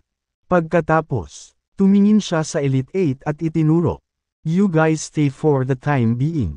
Humanap ng matutuluyan at hintayin ang aking mga tagubilin. May plano na si James sa puso niya. Si Blake ay isang masamang kriminal. Iniwan niya ang bansa nang walang pagpipilian kundi magpadala ng daan-daang elite upang hulihin siya. Wala nang titulong Black Dragon o Dragon King si James. Wala siyang hawak na palayain si Blake. Mayroon na lamang isang pagpipilian na natitira breaking out sa kanya. Bago iyon, kailangan niyang bisitahin ang Supreme Commander ni Saul. At higit pa rito, kailangan niya ng maraming tulong mula sa mga matataas na opisyal ni Saul. Alam ni James na nakakulong si Blake sa pinakamahigpit na binabantayang kulungan sa ilalim ng lupa.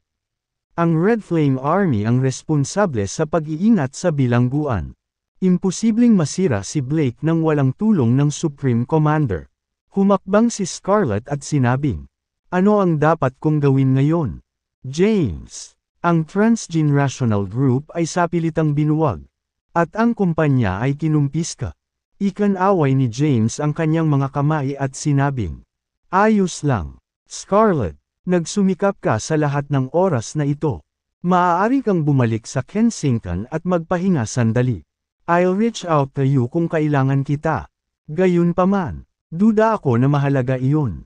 Kabanata 725. Nagpanik si Scarlet, mamamatay ako nang wala ang iyong proteksyon. James. Si Scarlet ay isang libingan na magnanakaw. Ninakawan niya at ng kanyang mga kasama ang sinaunang punto ng prinsipe ng Orchid Mountain. Maraming buzz tungkol sa sinaunang libingan ang kumakalat sa mundo ng mga kriminal na parang apoy. Noong nakaraan, siya ang chairman ng Transgenerational Group. Kaya naman, walang kumakatok sa kanyang pintuan. Ngayong bumagsak na ang Transgenerational Group, tiyak na hahabulin siya ng mga tao mula sa underworld. Mamamatay siya kung bumalik siya ngayon. Namutla ang mukha ni James habang mahinang sumagot. I can't protect you with the way I am right now. Paano kung pumunta ka sa Kensington at hanapin ang Blythe King? Hilingin sa kanya na ayusin ang isang posisyon para sa iyo. Isa siya sa 5 commander. At sigurado akong walang manggugulo sa kanya bilang iyong gulugod. Dahil nakagawa na si James ng plano para sa kanya. Walang reklamo si Scarlet.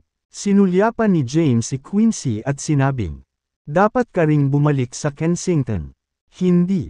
Tumanggi si Quincy. Sa sandaling iyon, bumalik si Thea na may dalang pagkain na binili niya sa cafeteria ng ospital. Narinig niya ang kanilang pag-uusap habang naglalakad siya papunta sa ward. Bahagya siyang natigilan ngunit mabilis na naalala ang sarili at naglakad. James, binilhan kita ng pagkain. Binuksan niya ang pagkain at umupo sa tabi niya. Nagbabalak na pakainin siya. Ibigay mo sa akin. Kaya kung kainin ang sarili ko. Kinuha ni James ang mangkok at mga kagamitan kay Thea at dahan-daw ang kinain ang kanyang pagkain sa ilalim ng hindi mabilang na mga tingin. Kumain siya ng 5 mangkok ng puting kanin. Pagkatapos kumain, humarap siya kay Thea at sinabing, you should also head back to Kensington. Ikaw din, Zara, magkasama kayong bumalik. Natarante si Thea at nagtanong, kung gayon, ano ang tungkol sa iyo? Kinawayan ni James ang kanyang kamay at sinabing, hindi mo kailangang mag-alala tungkol sa akin. May importante akong dapat asikasuhin. Naglabas ng utos si James na paalisan ang mga bisita. Itinaboy niya ang lahat maliban sa Elite 8. Bagamat mukha siyang may sakit at mahina. Matatag ang ugali niya. Walang kamalay-malay ang lahat sa mga plano ni James ngunit alam niyang may importante siyang gagawin. Sa makatuwid, wala sa kanila ang nanatili sa likod upang abalahin siya at bumili ng kanilang mga tiket sa eroplano pabalik sa Kensington. 8 na lang ang natitira sa ward. Anong susunod? James? Tanong ni May. Muli namang ikinaway ni James ang kanyang kamay at sinabing, hindi ako nagmamadali. Magpahinga na rin kayo guys. Makikipag-ugnayan ako kapag nakapag-ayos na ako. Pero masama ang kalagayan mo. Nag-aalalang ekspresyon si May. Bumangon si James sa kama at sinubukang maglakad ng ilang hakbang. Halos hindi na siya makalakad. At tila hindi matatag ang kanyang mga hakbang. Ngunit iginiit pa rin niya. Magaling ako. Sige lang. Nang marinig ito, umalis ang lahat. Bumalik si James sa hospital bed para magpahinga. Kumuha siya ng isa pang sigarilyo at sinindihan ito. Kumalat ang usok sa buong ward. Unti-unti siyang nakatulog. Pagkaraan ng ilang oras na tulog, natulala siyang nagmulat ng kanyang mga mata. Nasa harapan niya ang isang sexing babae na may napakagandang hitsura. Nakaupo siya sa gilid ng kama. Nakatitig sa kanya ng nanlalaki ang mga mata. Anong ginagawa mo? Bakit ka bumalik? Umupo si James at nakakunot ang noo habang nakatingin kay Quincy na nakaupo sa kama. Di ba sabi ko bumalik ka na? Hindi ko kailangan na mag-alala ka sa akin. Pinaikit ni Quincy ang kanyang mga mata at nanunuyang sinabi. Huwag mong masyadong isipin ang iyong sarili. Ang transgenerational group ay bumagsak. At wala akong trabaho kung babalik ako. Sa tingin ko lang, mas mabuti ang manatili at umunlad sa kabisera. Nang marinig ito ni James, hindi siya nakipagtalo sa kanya. Bumalik siya sa kama at nagpahinga. Hinihintay ni James ang pagdating ni Gloom. Naniniwala siyang tiyak na darating sa kanya si Gloom. Lumipas ang oras sa bawat minuto. Hateng gabi na. Si Quincy ay nakatulog sa ward. Sa sandaling iyon, naramdaman ni James ang mga yabag na papalapit. Kabanata 726. Magaan ang mga yapak. Bagamat humihina na ang kalusugan ni James, hindi naman napurol ang kanyang sentido. Gamulong siya sa kama at nag-tiptoed palabas ng ward. Nilaibat niya ang paningin sa hallway at lumapit sa hagdanan.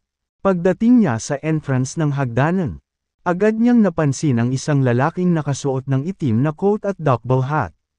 Nasadyang tinatakpan ang kanyang hitsura. Sumandal ang lalaki sa dingding at hinintay na makalapit si James. Hinihiling ng hari na tingnan kita. Ayos ka lang? Tanong ng isang paos na boses. Tumabi sa kanya si James.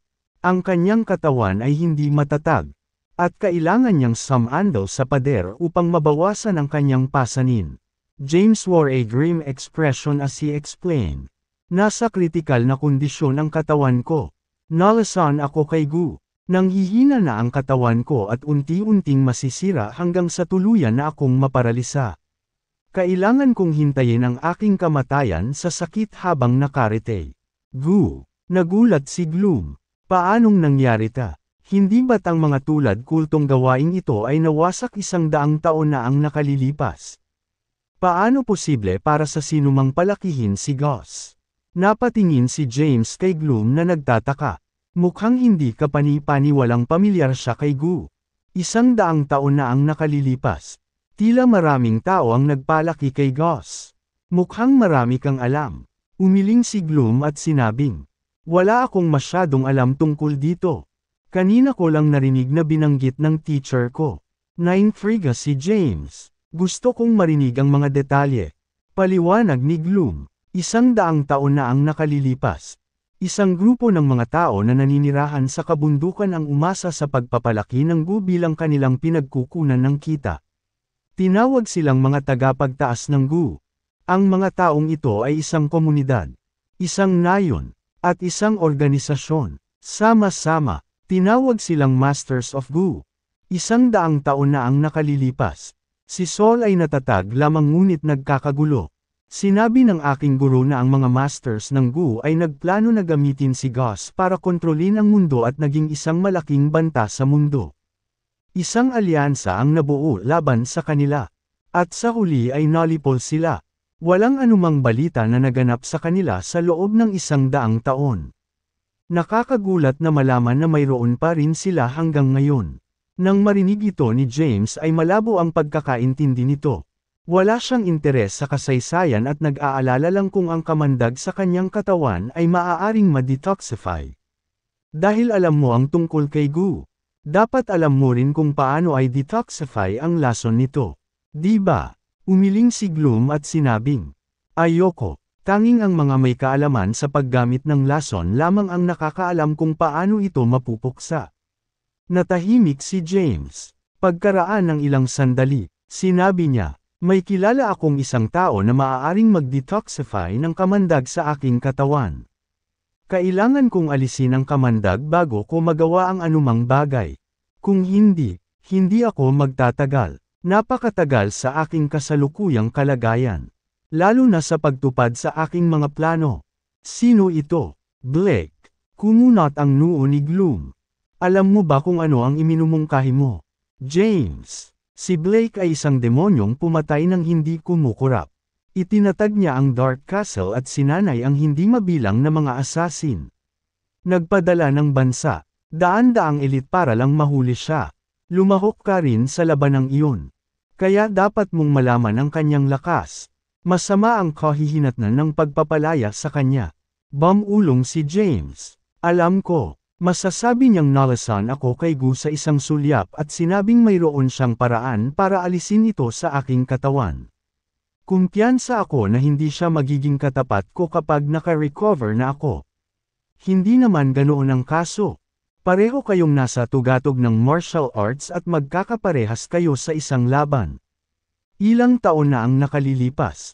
Ang iba pang kalahok na elite ay naubos ang kanyang lakas bago siya kinuha. Kung hindi, hindi mo siya matatalo. Hindi ako si James, ilang taon na ang nakakaraan. Sigurado si James sa sarili niya. Nang marinig ito, natahimik si Gloom. Pagkaraan ng ilang sandali, tinanong niya, ano ang kailangan mong gawin? Plano kong sirain si Blake sa kulungan. Kailangan kong lumikha ka ng pagkakataon para sa akin. Pagkatapos ko siyang makuha, out. Kailangan kong gamitin ang iyong mga koneksyon para ipadala siya at ang mga taong tumutulong sa operasyon palabas ng capital. Alam ni James na may kakayahan si Gloom na gawin ito. Kahit na binantayan ng Red Flame Army ang bilangguan, magagawa niya ang mga bagay na iyon. Ito ay dahil subordinate siya at personal na bodyguard ng hari. Ang hanggat ang Gloom ay nagpakita ng pagpayag na tumulong. Ang pagbaba nito na ang hari ay nasa kanyang panig.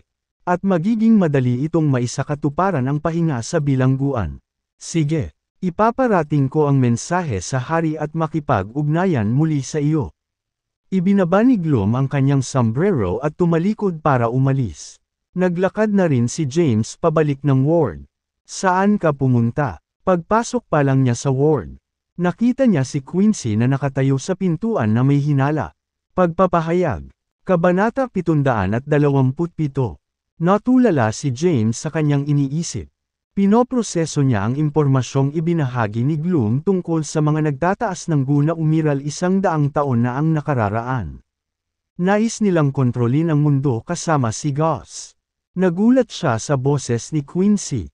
Itinaas niya ang kanyang ulo at sinulyapan si Quincy na nakatayo sa pintuan ng ward. Paanong hindi ka man lang gumawa ng ingay? Sinusubukan mo bang takutin ako hanggang mamatay? Saan ka pumunta?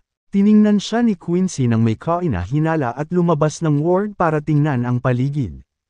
Nang makitang walang tao sa labas, bumalik siya sa ward na nakahalukip-kip. Gabi na kasi, sino ang lumabas para makita mo? Tanong ni Quincy. Humikab si James. Pagkatapos, lumakad siya sa kama ng ospital at bumulong. Nakatulog ako ng matagal at nakaramdam ako ng kaunting bara. Kaya naglakad-lakad ako.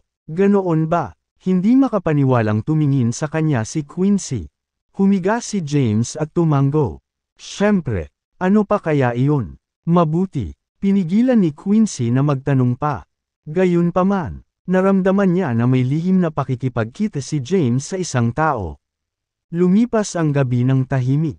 Kinabukasan, nagising si James at nalaman niyang wala si Quincy. Siya ay nagugutom. Dahil nalasan siya, mabilis siyang magutom. At tumaas din ang kanyang gana. Alam niyang ito ay dahil hinihigop ng gas ang mga sustansya mula sa pagkain na kanyang kinain. Kaya naman, palagi siyang nakakaramdam ng gutom, pagod, at panghihina. Saan siya nagpunta? Bulong ni James. Nagugutom si James ngunit wala man lang ganang gumalaw. Nagpatuloy siya sa paghiga sa kama. Pumulot ng sigarilyo sa tabi niya. At sinindihan ito. Matapos ang ilang paghila, Ang usok ng sigarilyo ay umamoy nang hindi kasiya siya at naduduwal siya. Wala siyang choice kundi patayin ang sigarilyo. Papasok. Papasok. Sa sandaling ito, itinulak ni Quincy ang pinto at pumasok na may dalang pagkain. Inilapag niya ito sa mesa at nakangiting sinabi, "Nagugutom ka na siguro." Bahagyang tumanggaw si James. "Oo, medyo." Binuksan ni Quincy ang binili niyang pagkain sa cafeteria ng ospital. Pumulot siya ng isang piraso ng karne at inihain sa labi ni James. Buksan. Sinaman siya ng tingin ni James ngunit masunarang ibinuka ang kanyang mga labi. Ang kapirasong karne ay agad na isinubo sa kanyang bibig. At marahan niyang ninuya iyon. Napakaasikaso ni Quincy habang matiig ang pinapakain si James. Hindi pa nakatanggap ng ganoong pagtrato si James sa buong buhay niya. Lihim siyang natuwa sa kanyang puso at hindi niya maiwasang isipin. Masarap sa pakiramdam kapag pinaglilingkuran ng iba. "By the way, ano ang susunod mong gagawin?" Tanong ni Quincy habang pinapakain siya. "Gawin mo itong pagkakataon para makapagpahinga sandali at makabawi sa kapayapaan."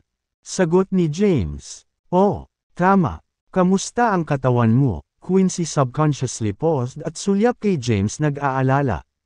Sabi ng doktor, "May unknown virus sa katawan mo." Bagamat hindi ito nakakahawa ngunit lubhang nakakapinsala sa katawan ng tao. Nagdudulot ito ng matinding pinsala sa immune at nervous system ng iyong katawan. Ito ay lason. Tinama siya ni James. Nagtaka si Quincy at nagtanong, "Venom, anong klaseng kamandag?" Walang masyadong alam si James tungkol kay Gu at hindi sigurado kung paano ito ipapaliwanag sa kanya. Sa huli, hindi niya sinagot ang tanong niya. Hindi na rin nagtanong si Quincy tungkol dito at nagpatuloy sa pagpapakain sa kanya.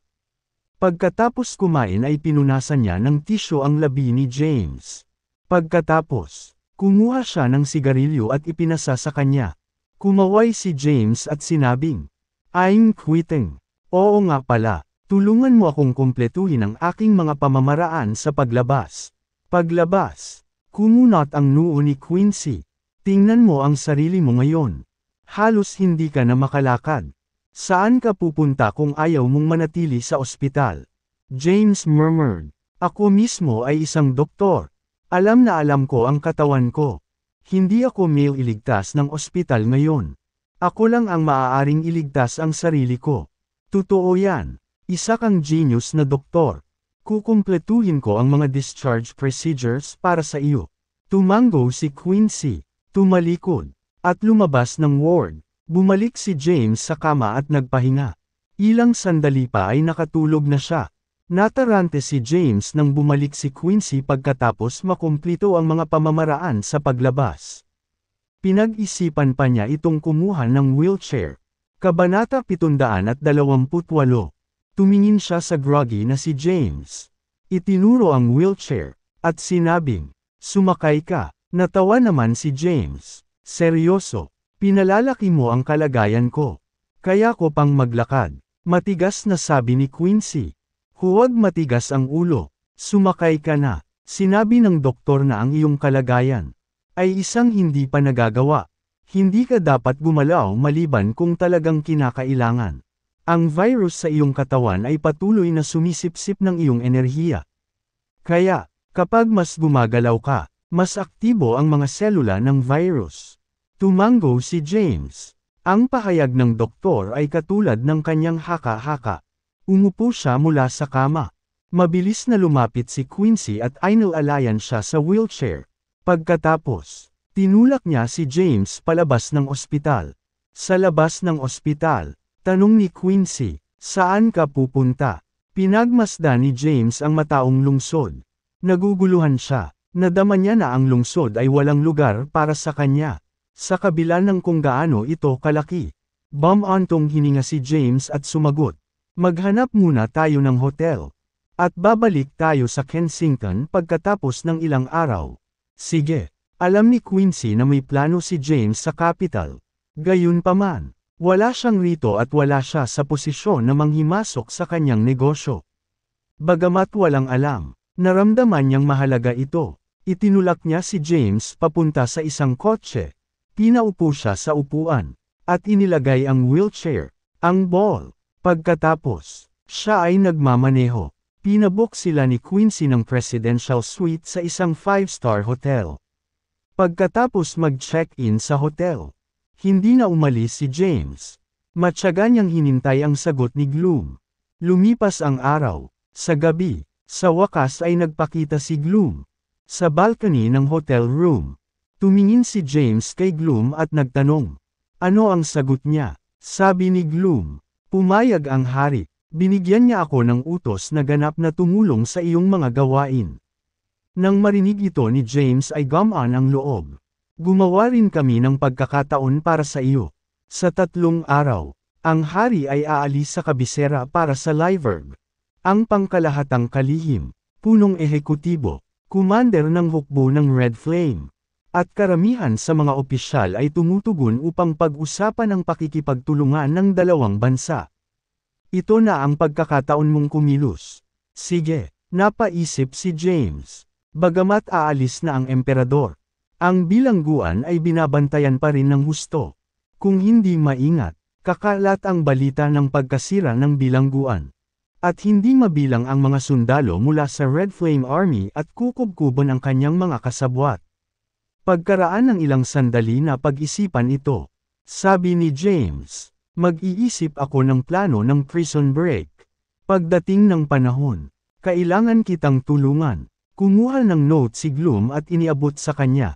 Yung number ko. Tawagan mo ako kung may kailangan ka.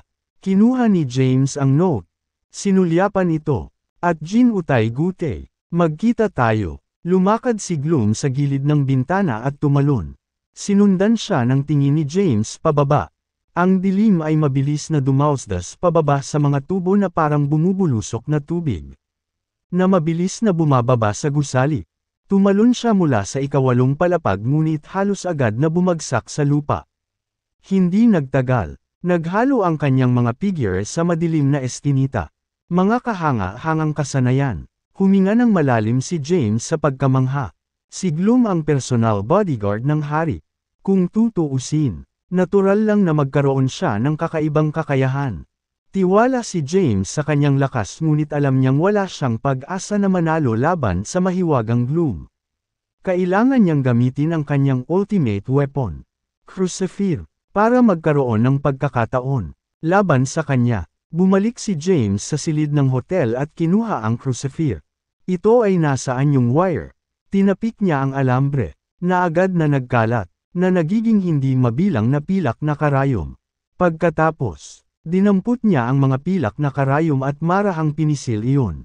Mabilis na nagsanib ang mga nagkalat na karayom at naging wire na bakal muli. Ang Crucifer ay hindi umaayon sa modernong pisika. Ano ang mga sekreto sa likod ng sandata na ito? Pinaglaruan ni James ang Crucifer at bamulong sa sarili. Nakuha niya ang Crucifer mula sa isang kuweba. Ang kanyang medikal na libro ay ipinaliwanag ang mga paraan upang baguhin ang mga armas ngunit hindi binanggit ang tiyak na pag-andar nito. Sinaliksik ito ni James sa paglipas ng mga taon ngunit wala siyang nakitang katiyakan. Kabanata 729. Matapos maglaro ng saglit sa Crucifer, casual na inihagis ito ni James sa mesa at kinuha ang kanyang telepono upang tingnan ang oras. Hating gabi na noon. Alas 8 siya naghapunan pero nagugutom na naman. Kaya, kinuha ni James ang kanyang telepono at nagpadala ng mensahe kay Quincy, na nasa katabing silid. I'm hungry. Ilang segundo matapos ipadala ang mensahe ay bumukas ang pinto ng kwarto niya. Pumasok si Quincy na nakasuot ng pijama. Ang kanyang puting pijama ay bahagyang nakikita. At ang kanyang hubad na katawan ay malabo na nakikita. Na nagbibigay ng hindi kapani-paniwalang mapang-akit na aura. Basang-basa pa ang buhok niya kakatapos lang maligo. Anong gusto mo? Mag-o-order ako ng food delivery. Niet, sagot ni James. Dahil siya ay nalasan, si James ay nagkaroon ng matinding pananabik sa pagkain. Lalo na sa karne. Sige. Kinuha ni Quincy ang kanyang telepono at nagsimulang mag-order ng paghahatid ng pagkain para sa kanya. Pagka-order ng pagkain, Umupo siya at sinilip ang mga nagkalat na karayom sa mesa. Para saan ang mga ito? Tanong niya. Wala. Dumampot ng karayom si James at tinapik ang dulo nito. Ang mga pilak na karayom ay tila nakakuha ng magnetic properties at agad na naakit ang iba pang mga karayom upang bumuo ng isang wire. Ang bakal na alambre ay parang ahas. Mabilis na dumausda sa manggas ni James at nawala sa paningin. Nalaglag ang panga ni Quincy habang pinapanood ang nangyari. Iyon, wala sa mundong ito. Ngumiti si James at hindi nagpapaliwanag. Si Quincy ay matino at hindi itinuloy ang bagay na iyon. Umakyat siya sa kama.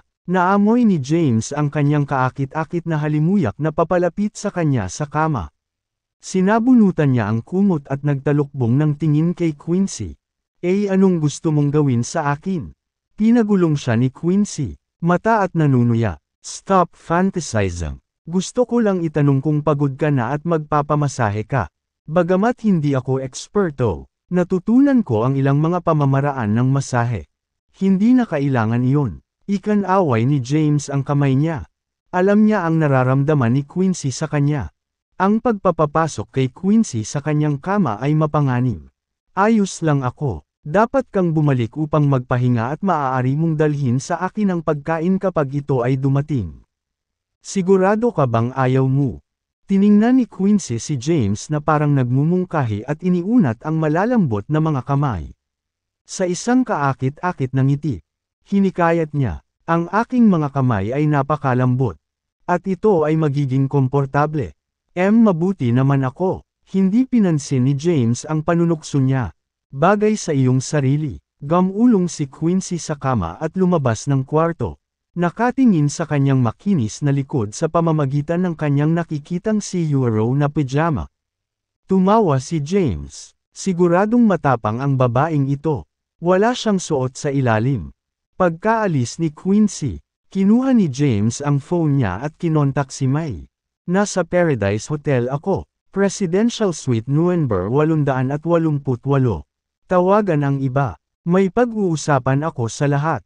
Naiintindihan. Matapos ang tawag ni James, mabilis na kinontak ni May ang iba at nagmadaling pumunta sa Paradise Hotel. Bago pa man dumating ang pagkain, nakarating na si May at iba pa sa hotel room. Kamusta ka, James? Ginoo.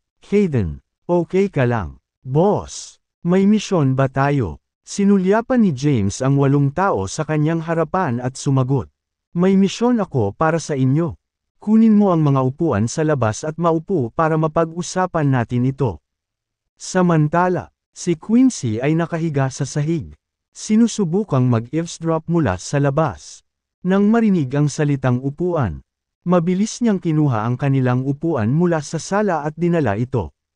Ang ilan sa kanila ay lumabas upang tumulong nang ilipat niya ang mga ito.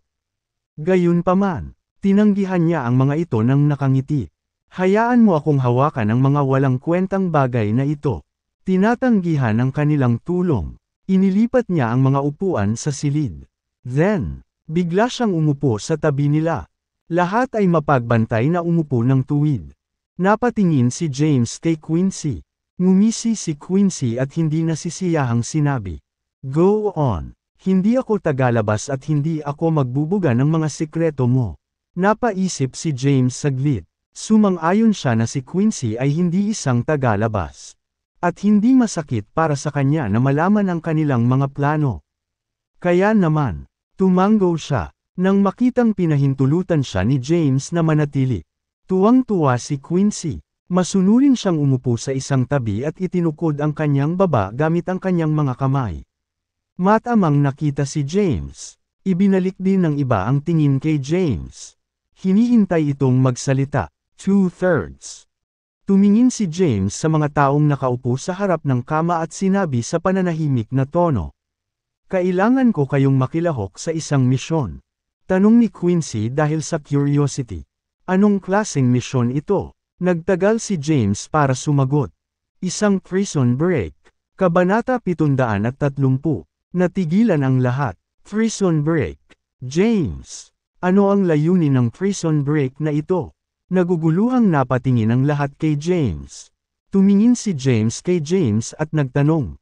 Lumaki ka sa Dark Castle at minsan naging SSS rank assassin. Di ba? I'm assuming na alam mong si Blake ang founder. Tama. Oo. Tumango si May. Nang marinig ang pangalan ni Blake na binanggit. Ang kanyang mukha ay agad na naging malungkot. Na nagsasabing, mayroon akong malabong pag-unawa sa kanya. Si Blake ay umasa sa mabisyo at walang awan na mga pamamaraan upang makamit ang kanyang mga layunin. Ang mga sumuway o nagtaksil sa kanya ay nakatagpo ng malagim na kamatayan. Sa huli, nahuli siya ilang taon na ang nakararaan. Pagkatapos ng paliwanag, hindi makapaniwalang tumingin siya kay James.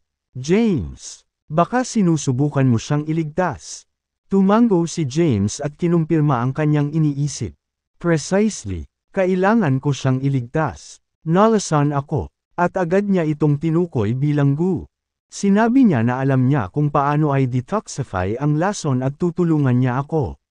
Bilang kapalit, gusto niyang palayain. Tahimik na nakikinig ang lahat.